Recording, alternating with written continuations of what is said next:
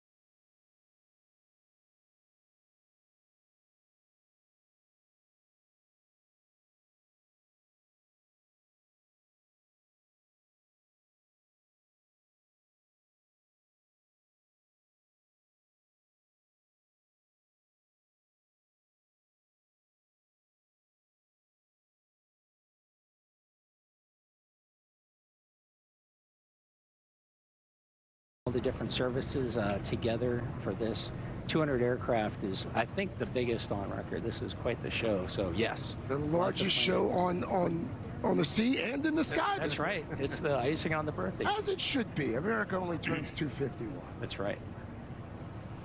It's incredible to see. Are you getting the idea? The way to identify these ships are through the masts and the sails, and each one of them has a unique profile. What's coming up? The one. This is the one. Bautista Cambiaso. Yeah. This is from the Dominican Republic. Now she is a barkentine, I believe. Yes. What does that mean? Barkentine is the square rig in the front, right? That foremast is a square rig. You see the yard arms across, and the rest of it though is a schooner. So you got it's often called a bark schooner. Those the mainmast and the mizzen are fore and aft rigged.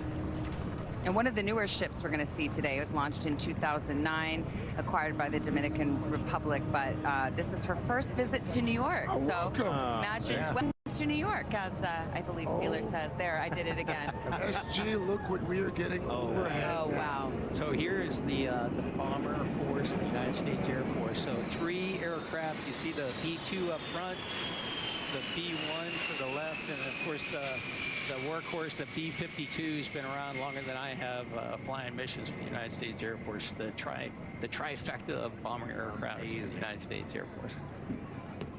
That's the stealth bomber, right? Indeed, the front one, the skinny one. Yeah, it's just a sight flying to see. I don't know if I've ever seen one in real life. That's pretty cool. During my F-18 flyover a few weeks ago, we were actually next to one of those. Oh, cool. I mean, it is a sight to behold up close.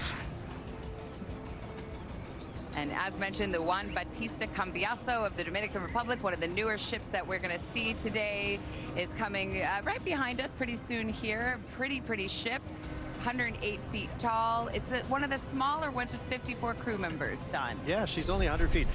Interesting story behind her. She was originally built in Bulgaria. She was, I guess, for the Black Sea, right?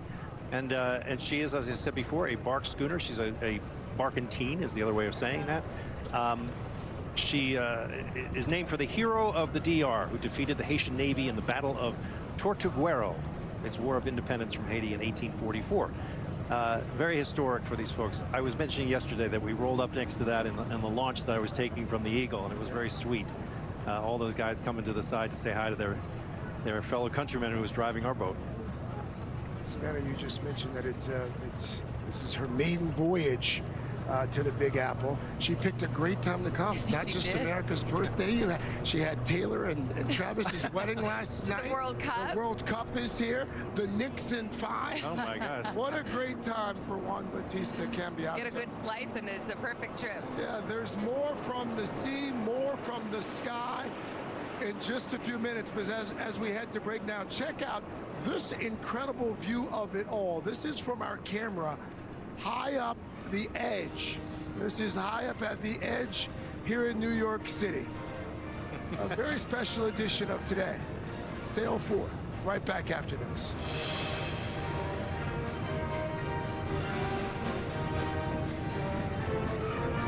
When my hair started to thin, I thought, am I going to have any hair left? After I gave birth, my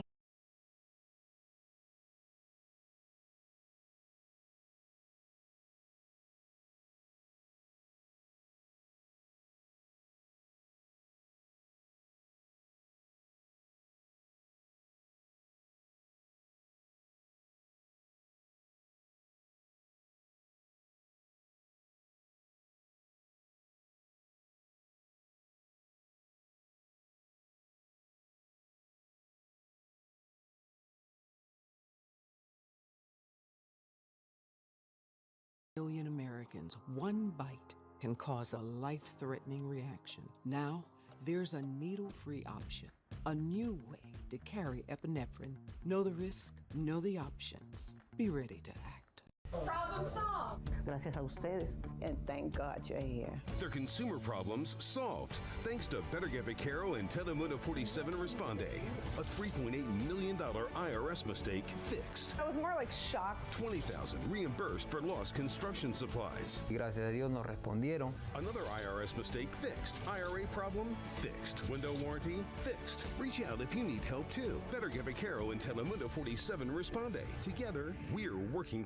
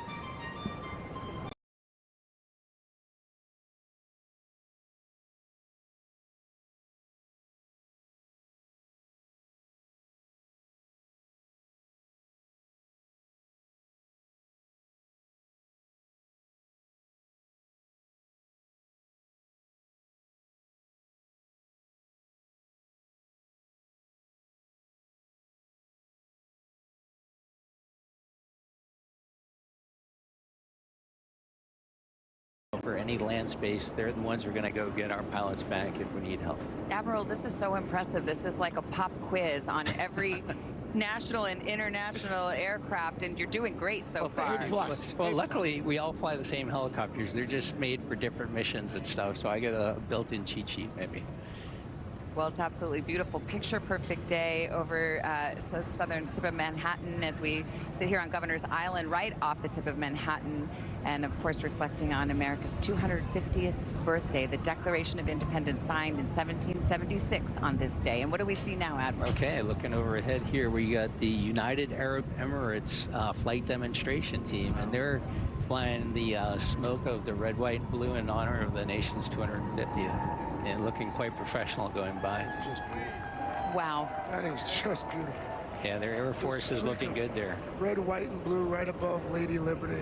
It's just... As Craig was mentioning before, I mean, the formations are so tight when you're thinking about 5-6 aircraft in that close quarters, and how they managed to pull that off is just incredible. The talent of these pilots. They truly are like a professional sports team. The way they prepare, brief, rehearse, and then perform the mission is equitable to like a pro sports team. They are that good. Right there, the beautiful trail of red, white, and blue that the jets left, and of course it's like the new and old, and then this magnificent tall ship as well. There you go. I think that's why we all got up this morning. Yeah, there's another shot of the UAE going by. When we were on the Eagle down in Baltimore, these guys were working out, the Blue Angels, over us, doing practice maneuvers. Yeah, and so that's a great point, is before any air show, this is a flyby, but an air show, they're going to rehearse it 2 or 3 times just in that city because of all the land points and that you have to hit your mark. We see it here, 3 more. Okay, here you got to see our U.S. Air Force F-22 and 2 F-16 side by side, demonstrating the Air Force's fighter capability. Your brothers. My brother flew the F-16 for 25 years in the military, so I'm glad we're getting to the Need for Speed portion of the flyover. We're going to get to see some great jets, pull some G's right over here. Well, I call it the sound of freedom. Yeah. So, whatever your buzzword is. The sound of freedom. Where do they go after they're finished? They just keep going to... Oh, they're going to come back. We had go to Disneyland. the bed down at all the airports, you know, extending all the way back to New Jersey, et cetera, is where they all took off from, and a lot of them are just going to head back to D.C. for further air show. Well, we've got the Guayas on tap here, the Pride of Ecuador, as mentioned, sister ship to Gloria, who we saw a few moments ago. More than 350,000 miles traveled, and we've seen a couple times, we've taken some shots of what they call a figurehead at the front of the ship, and this one is special, Don, isn't it? Yeah, it's the Andean condor, which is Ecuador's national bird. It's right on their coat of arms. Oh, that's a beauty, yeah, right there. We've got an eagle on the front of ours, so yeah, it's a commonly done thing. One of the largest flying birds on Earth, a wingspan of 10.5 feet. The Guayas is related, as we said, to the previous ship that had gone through.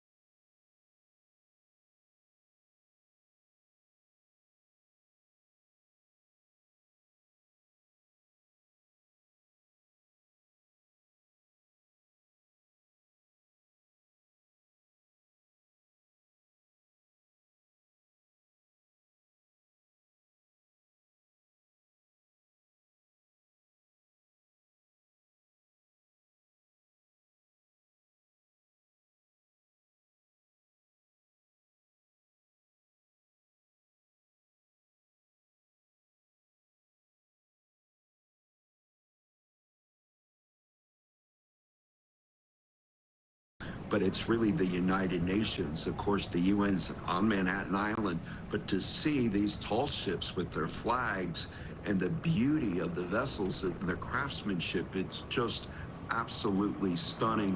And I'm thinking it's stealing the show of what America 250 is. There have been some people looking at the National Mall when we're doing the great, kind of county fair there.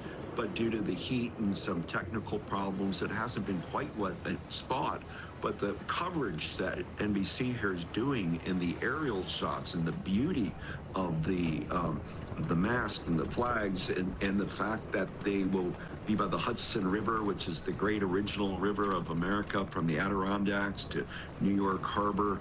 And I can't help but just be stunned at the beauty of the backdrop and recall, once again, the tall ships are stealing the show. They stole it in 1976 for the bicentennial, and they've done it again now. This is the event. Just look at that with the Statue of Liberty. And it reminds us that we're not alone in the world. It's not U.S. versus everybody, but countries love us. We cooperate in matters of, naval affairs and military affairs in general. So just whoever came to join us from around the world. It's really special, like Ecuador right now. It's good to remember that we've got these, that the Navy can engage in soft power events like this, and so many are willing to come and say, happy birthday, America. We also just, Admiral, as Douglas Brinkley was debriefing there, we saw the last of the flyovers, I'm told. Okay, yeah, we just got to see 4 different flights of tactical jet aircraft from our Spanish partners. We just got to see some F-35s from the Netherlands came over as well. So, you know, the Joint Strike Fighter is used by a great many nations. Got a few more coming, but that's the thing about those jets, they go by fast. They sure do. The ships are slow and they savor their moment, and the jets say you blink and you'll miss them. So here you're getting a look at United States Marine Corps, 2 F-35s and 2 F-18s from our Marine Corps brothers and sisters. Your plane. Yep. That F-18 is a beautiful aircraft. Okay. Folks, we are just getting started here. Just getting started. We're going to continue our coverage of Sail Forth.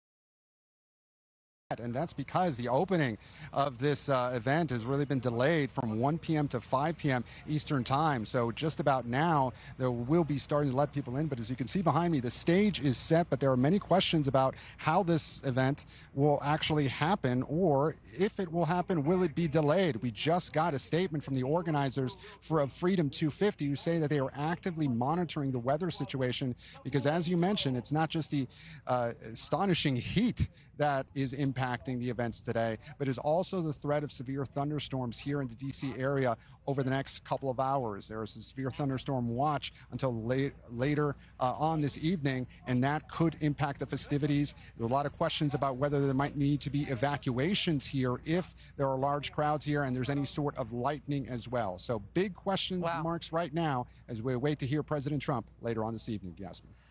And again, not sure if you could hear overhead as Gabe was speaking now, the Blue Angels flying overhead amidst hot and stormy weather there in D.C. and unpredictable as to what will happen with this Freedom 250 event. Gabe Gutierrez, thank you. There's a lot more to come, including a special edition of NBC Nightly News live from Washington, followed by live coverage here on NBC News Now. For now, we return to our coverage of Sail Forth.